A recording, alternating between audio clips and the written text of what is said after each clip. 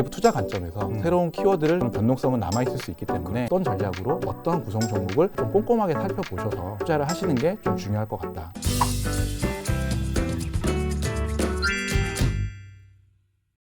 투자자 여러분 안녕하십니까? ETF 찍먹 시즌3를 시작하도록 하겠습니다.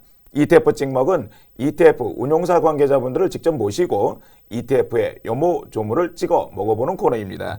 오늘 출연하신 ETF 운용사는 작년 한 해 고객의 자산들을 쏠쏠하게 불려주셨던 신한자산운용 솔 ETF입니다. 신한자산운용 정기훈 팀장님 나와 계십니다. 안녕하십니까? 안녕하십니까? 네, 안녕하십니까? 소개 부탁드리겠습니다. 네, 안녕하세요. 저는 신한솔 ETF에서 컨설팅 업무를 담당하고 있는 청기훈 팀장입니다. 네, 나와주셔서 감사드립니다. 불러주셔서 감사합니다. 네. 그 작년 2023년에 네. 그 신한자산 솔 ETF가 정말 다방면에서 쏠쏠하지만 주식시장 큰 흐름을 제대로 짚어줬던 좋은 ETF들이 참 많았던 것 같습니다. 예, 그래서 오늘도 좀 귀중한 말씀 좀 부탁드리겠습니다. 네, 예. 알겠습니다. 말씀드렸듯이 2023년은 정말 솔 ETF의 해라고 해도 과언이 아닐 것 같은데요. 그래서 2023년 솔 ETF의 자랑 좀 한번 부탁드리겠습니다. 말씀 주셨으니까 네. 조금만 그렇게 좀 해주시죠. 드리면 예.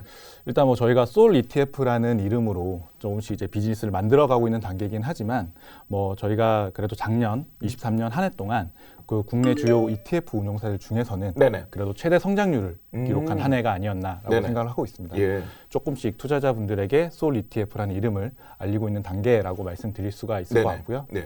그리고 저희가 또 좀 의미가 있었던 부분은 저희가 또 개인 투자자분들이 또 순매수한 또 한 해 동안 순매수한 규모를 보니까 저희가 후발주자임에도 불구하고 탑3 안에 저희가 또 랭크를 했더라고요. 그만큼 개인 투자자분들께서 솔 ETF를 많이 찾아주셨다라는 의미겠네요. 네, 그래서 이제 투자자분들이 이제는 좀 솔 ETF라는 이름을 조금씩 이제 머릿속에 좀 각인을 시켜가고 있는 한 해가 아니었나라고 생각을 합니다. 네네. 그리고 이제 마지막으로 사실 저는 이 부분이 가장 의미가 있었다라고 생각을 하는데요.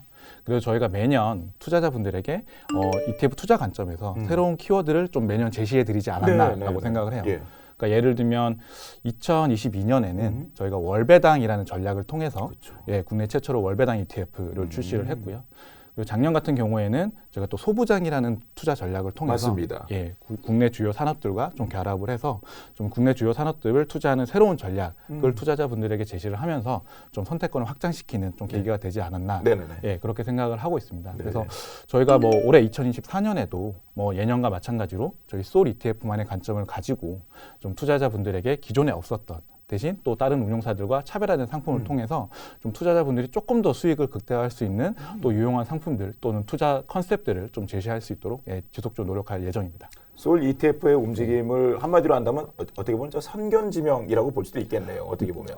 그렇게 말씀해 주시면 가장 정확할 것 같기도 하고요. 그 경제 맥을 딱딱 짚어주는 어떤 이제 상품 출시 주요했다고 생각이 되는데 그런 점에서 솔 ETF가 바라보고 있는 2024년 대응 전략도 좀 궁금합니다. 쏠쏠한 그 2024년 투자 유망 아이디어 좀 말씀 부탁드리겠습니다. 네, 저희 솔 ETF가 바라보고 있는 2024년 주요 투자 아이디어는 크게 세 가지로 말씀을 드릴 수 있을 것 같은데요. 첫 번째는 이제 반도체, AI 반도체를 말씀드릴 수 있을 것 같고, 그리고 두 번째는 장기 채권, 그리고 마지막으로 배당 전략 이렇게 세 가지를 좀 말씀드릴 수 있을 것 같습니다. 알겠습니다. 먼저 반도체 같은 경우에는 특히 2024년도 작년부터 시작을 해서 2024년도에도 AI라는 거대적 시대적 변화와 함께 그리고 또 최근 한 1, 2년 정도 어려웠던 반도체 업황이 좀 반등할 거라는 좀 기대감이 맞물리면서 투자자분들의 수요가 굉장히 올라가 있다라고 말씀드릴 수가 있을 것 같고요. 또 거기에 또 많은 투자자분들에게 아마 2024년에 가장 핫한 키워드로 급부상하지 않을까라고 보고 있습니다. 그리고 또 장기 채권, 두 번째 장기 채권 같은 경우에는 지금 올해 연내 일단 기준금리가 인하할 거라는 시장의 기대감이 좀 굉장히 많이 올라와 있는 상황이기 때문에 이러한 추세적인 흐름에서 투자자분들이 또 장기채 중심으로 또 채권 투자에 대한 관심이 굉장히 많이 올라가 있다.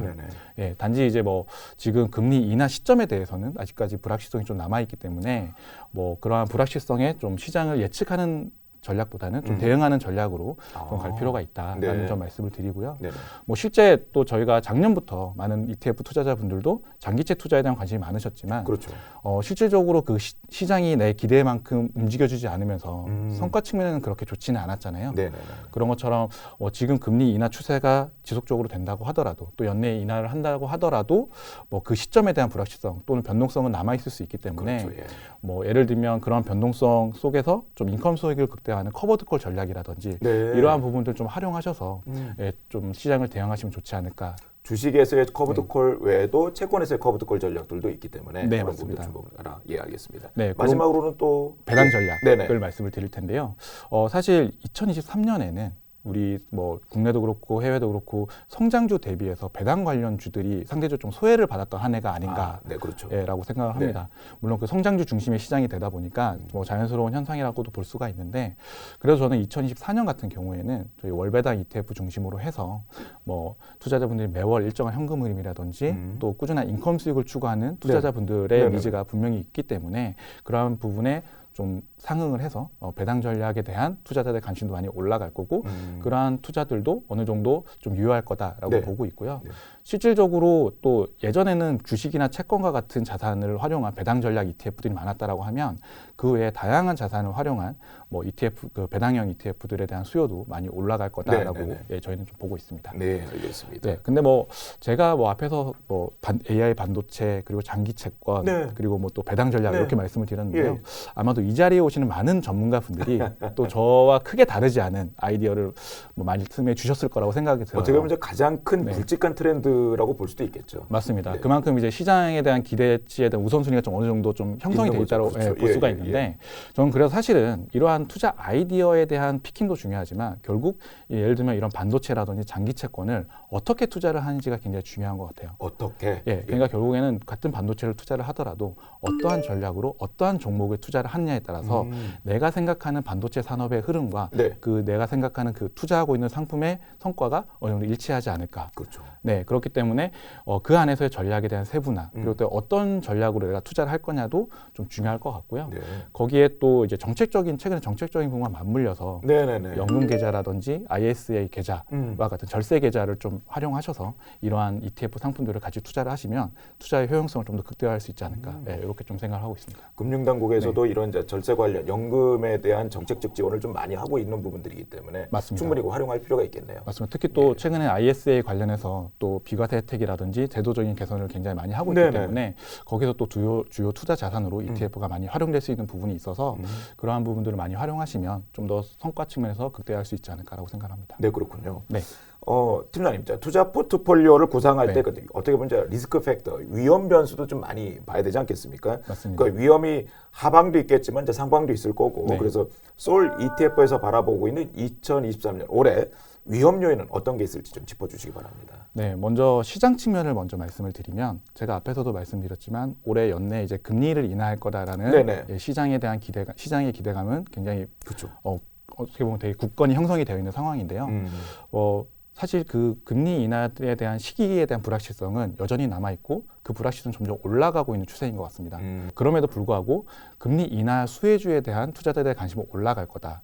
그렇죠. 네, 예, 맞습니다. 맞습니다. 그리고 어쨌든 우리가 예정된 미래로 보는 것처럼 연내 금리를 인하할 거다라는 기대감은 있는데 사람들이 작년부터 해서 이제 시장 어떻게 보면 예측을 해서 투자를 하는 그런 모습을 보이다 보니까 시장은 생각보다 제가 생각하는 것처럼 움직여주지 않잖아요. 그렇기 때문에 이러한 시장의 뭐 매크로적인 상황을 봤을 때 시장을 좀 예측하기보다는 대응하는 전략으로 갔으면 좋겠다라는 점 첫 번째로 말씀을 드리고요. 네네네, 예. 한 일례로 예를 들면 내가 포트폴리오를 딱 가지고 있다라고 했을 때 그 안에서 일정 부분 현금 자산의 비중을 좀 가져감으로써 네. 그 시장이 내가 생각하는 것처럼 움직이지 않았을 때 조금 내가 가지고 있는 현금으로 좀 대응할 수 있는 전략, 그러니까 분할 매수 전략으로 좀 가져가시면 아무래도 이러한 시장에 대한 불확실성을 어느 정도 완충할 수 있지 않을까, 좀 그렇게 보고 있습니다. 네네. 그리고 이제 두 번째로는 상품 측면에서 네. 좀 말씀을 드리면 요즘에 이제 주요한 뭐 ETF 테마라든지 산업 ETF 관련해서 투자자들의 관심이 굉장히 많으신데요. 네. 특히 이제 이런 테마형 ETF들을 투자하실 때는 아무래도 그 ETF가 상대적으로 시장 지수 대비해서는 변동성이 크다라는 점, 그렇죠. 그거는. 네, 그걸 좀 인식을 해주셨으면 네, 좋겠고 네.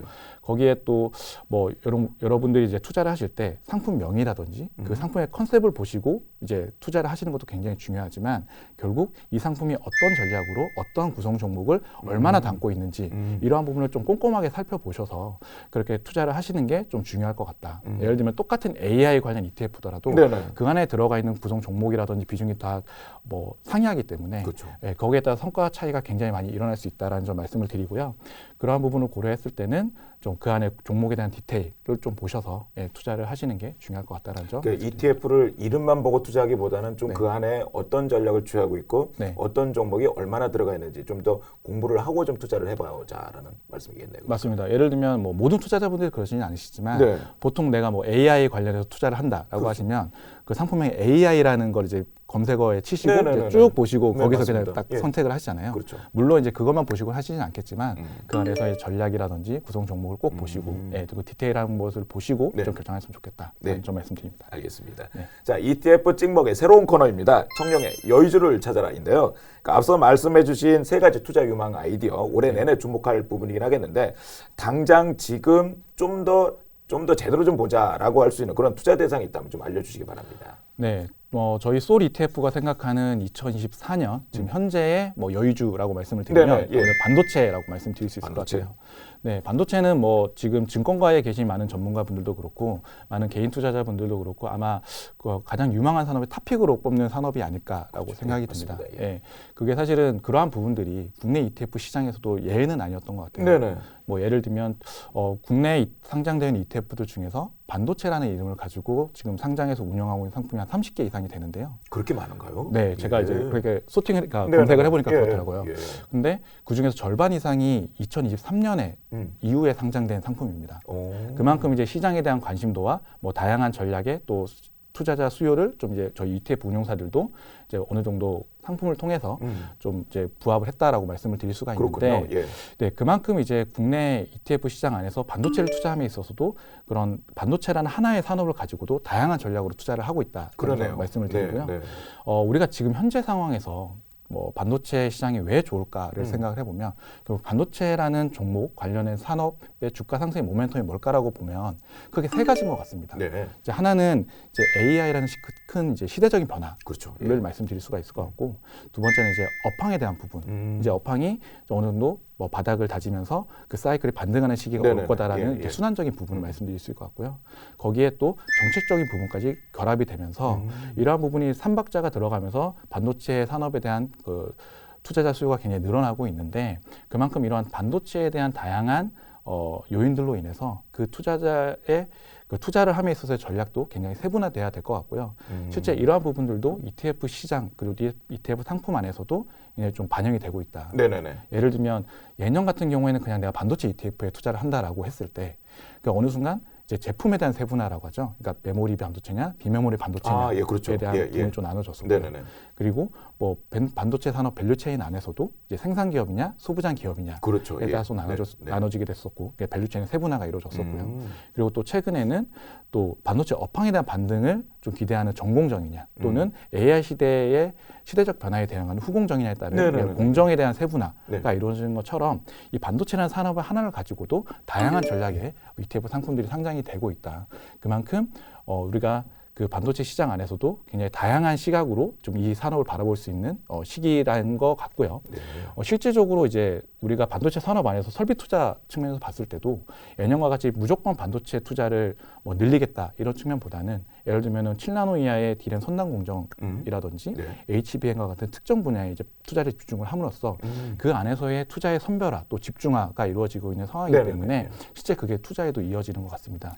그만큼 내가 반도체를 투자함에 있어서도 그 어떤 분야에 투자를 하느냐, 어떤 종목에 투자하느냐에 따라서 성과는 굉장히 갈릴 수 있기 때문에 그러한 부분들을 고려하셔서 투자를 하시는 게 좋지 않을까라는 것을 마지막으로 말씀드립니다. 그 청룡의 여의주로서 반도체를 바라보되 네. 좀 더 세분화되고 최근의 흐름에 가장 걸맞는 반도체 이쪽 그 분야들을 좀 선택을 해보자라는 네네. 말씀이겠네요. 네, 맞습니다. 예, 네. 알겠습니다. 오늘 출연해서 감사드립니다. 네, 감사합니다. 감사합니다.